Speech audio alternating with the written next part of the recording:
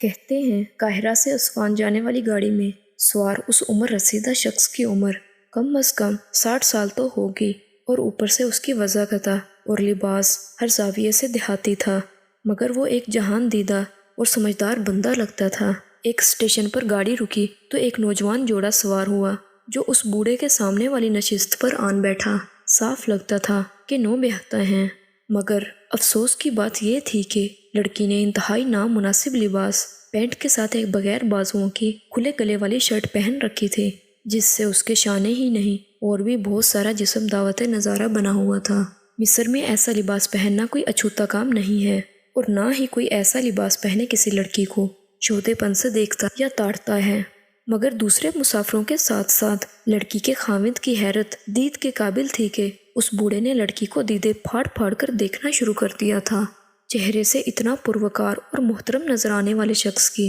حرکتیں اتنی اوچھی، بوڑھے کی نظریں تھی کہ کبھی لڑکی کی شانوں پر تو کبھی لڑکی کی اریاں ٹانگوں پر، اور اب تو بوڑھے نے باقاعدہ اپنی تھوڑی کے نیچے اپنی ہتھیلیاں ٹیک کر گویا منظر سے تسلی کے ساتھ لطف اندوز ہونا شروع کر دیا تھا۔ بوڑھے کی ان حرکتوں سے جہاں لڑکی بے چین پہلو پر پہلو بدل رہی تھی، وہیں لڑکا بھی غصے سے تل ملا رہا تھا۔ بالآخر اس نے پھٹتے ہوئے کہا، بڑے میاں کچھ تو حیا کرو، شرم آنی چاہیے تمہیں، اپنی عمر دیکھو اور اپنی حرکتیں دیکھو، اپنا منہ دوسری طرف کرو اور میری بیوی کو سکون سے بیٹھنے دو۔ بوڑھے دیہاتی نے لڑکے کی بات تحمل سے سنی اور متانت سے جواب دیا، لڑکے میں نہ تو جواباً تجھے یہ کہنا چاہتا ہوں کہ تو خود کچھ شرم و حیا کر، اور نہ ہی تجھے یہ کہوں گا کہ تجھے اپنی بیوی کو ایسا لباس پہناتے ہوئے شرم نہیں آتی۔ تو ایک آزاد انسان ہے، بھلے ننگا گھوم اور ساتھ اپنی بیوی کو بھی گھما،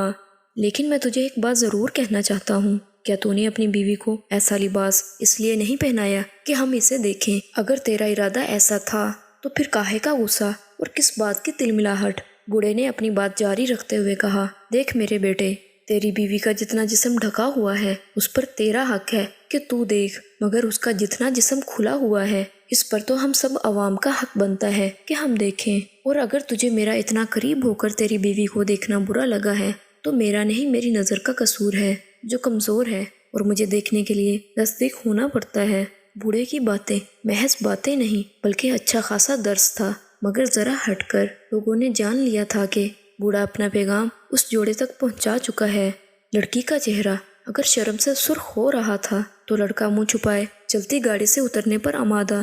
اور ہوا بھی ایسے ہی۔ اگلے اسٹیشن پر لڑکے نے جب گاڑی سے اترنے کے لیے باہر کی طرف لپکنا چاہا تو بوڑھے نے پیچھے سے آواز دیتے ہوئے کہا، بیٹے ہمارے دیہات میں درخت پتوں سے ڈھکے رہیں تو ٹھیک، ورنہ اگر کسی درخت سے پتے گر یا جھڑ جائیں تو ہم اسے کلہاڑی سے کاٹ کر تنور میں ڈال دیا کرتے ہیں۔